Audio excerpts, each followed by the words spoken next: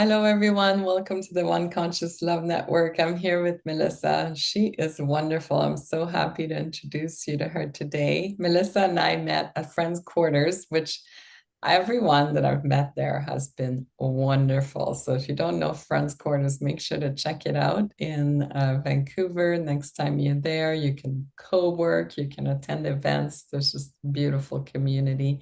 And Melissa was so gracious to be my pretend client for my photo shoot. I'm so grateful for that. And so, Melissa, please tell everyone who you are and how you shed your light in the world. Well, thank you so much for having me here, Melanie. I'm so happy. Yeah, it was a moment where sparks just flew when we first met. And yeah, it's amazing the people that come through Friends Quarters. It's a real heart-centered place, I feel like, and it really attracts some amazing people. And yeah, I'm really happy to be here. And yes, so Melissa here, and I have been working as a mindful productivity educator, and I have two programs going right now. I teach the bullet journal method, and this is a method that was created by Ryder Carroll. And I also have a signature program where I teach women about their hormonal cycles and how it impacts their productivity from the lens of creativity, focus, communication. So that's my signature program, Sync and Thrive. I really believe that productivity isn't about doing more. It's really about doing the right things at the right time. And that's really more about being in tune with yourself and what lights you up, what sparks you in the moment, and where you actually get to, harness your energy in a way that feels mutually beneficial, you could say, to the external and the internal. What got you started in that? Yeah, I mean, I'm have always been like a very organized person. Mhm. And it's interesting, I've always kept a journal, just a regular paper journal. And so there's that component. And I was tracking my habits, like over a month, I would try and do the same habits every single week, right?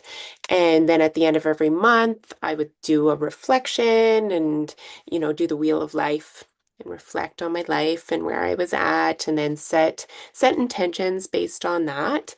And like several cycles in a row, actually, I started noticing that the habits I achieved every week were totally different. And then I started to see a pattern, though, like month over month, that I was doing the same kind of habits during the same weeks with Mhm. ease. And so I was like, oh, this all maps to my cycle. Isn't that interesting? And that kind of just sent me down the rabbit hole of learning about cycle syncing. And this was a term coined by Elisa Vitti. She has Flow Living, which is an amazing set of resources and tools. And that just inspired me to apply more elements of cycle syncing to my life because it essentially just made a lot of things much more easy for me. Rather than trying to push through and be consistent all the time, I realized my consistency was over 28, 29 days instead of 24 days. So I implemented cycle syncing, and bullet journal is just a way of taking an ordinary journal, and I teach the different spreads that help you organize and plan your life on different cadences, as well as just set up a notebook, a plain notebook, in a way that you can use it as a thinking partner. And what starts off as just taking pen to paper, in time, you capture so much that it really becomes like a paper mirror, and you start seeing yourself in the pages. And this allows for you to make really perceptive judgments on yourself. Like maybe not judgments, just observations of yourself that allow for you to make micro improvements that add up to something meaningful over time. So I discovered the method when I was just going through a lot of personal change, and I knew I needed another tool in the toolbox. And I was, like I said, I've been journaling and using a journal for probably 20 years now. And it's been a companion professionally when I was in HR and tech, kind of was the thing that made it so I never missed a thing. And the bullet journal was just kind of, it was kind of like the missing link, the piece that brought everything together. And yeah, so with that, I've started teaching women about Sync and Thrive, and it also can blend into the bullet journal. I also teach a way that you can track your cycle in your bullet journal and plan in your bullet journal, so the two coexist really nicely together. But I think I've just always been on an internal journey, and these are tools that have helped me just be on that journey. It's interesting when you're talking about those micro improvements. Like, what are some of those that you've experienced yourself or that your clients have experienced that's really made a huge, because of course that over time would grow so much, right?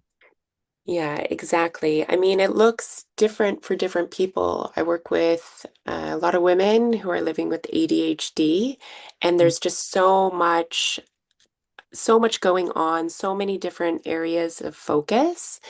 And it's really easy to lose threads. So lose the thing you're working on or lose the idea.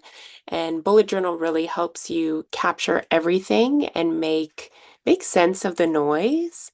And also see sometimes that things aren't actually as noisy as they feel. As soon as you get them on paper and you see it, it feels less chaotic. So that's a really big part of the bullet journal.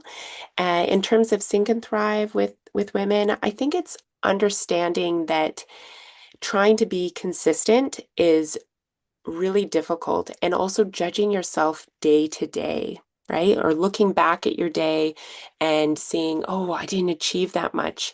Whereas if you look back at yourself over a cycle and you start reflecting each cycle instead of each day, you have a much more holistic perspective of who you are and how you're actually showing up, because we really have these superpowers throughout the month. And if you let each of them express themselves throughout the month, you end up creating something really magnificent over that time.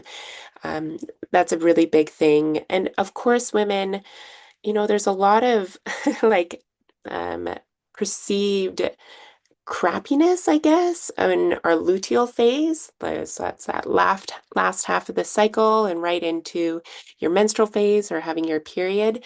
People just feel like that is like 14 days of unproductivity, like being unproductive, not feeling well. And really, it's actually a time where you're super extra focused and you're very detail oriented, and yeah, you're more primed for solo work and completing things. And yeah, when you're in your menstrual phase, you are kind of like a visionary. You're kind of like the CEO of your life. You are able to have a really enlightened perspective and be able to make decisions really easily. And so understanding that these phases aren't, yeah, meant to bring you down, that they are actually, there's hidden superpowers in there. That's beautiful. I love that. And it brings in that gentleness as well, because I know that people are so tough on themselves, and particularly when you're feeling not like yourself, you can be even more judgmental, even more hard on what you've done or accomplished or want to do.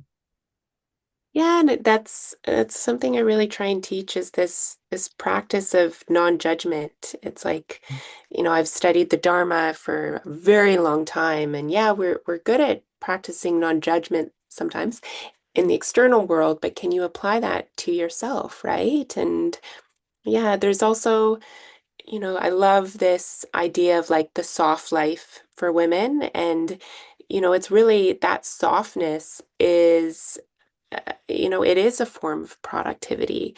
It's actually quite beautiful when we can rest in more ease and again be less judgmental of ourselves. And that's the other thing I think learning about your cycle is that you reflect on your life a bit differently. It is very much, a man's world for a lot of us. We try and level up to men, and really that's not possible.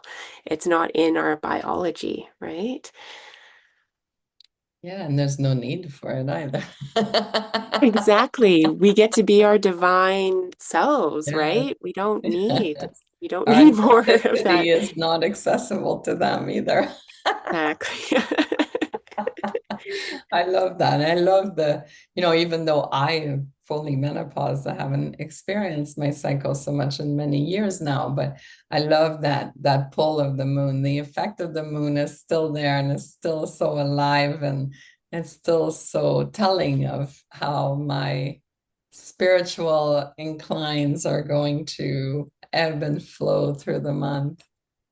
And I'm so glad you said that, Melanie, because really, women have been governed by the moon cycle. I mean, all people, we're bodies of water, right? So we're so governed by the moon. And really, what I teach is a mimicry of what the moon is governing in both men and women. And so I love hearing you say that because, what I teach really does still apply to everyone in all phases. And it's just that moon governance. Yeah.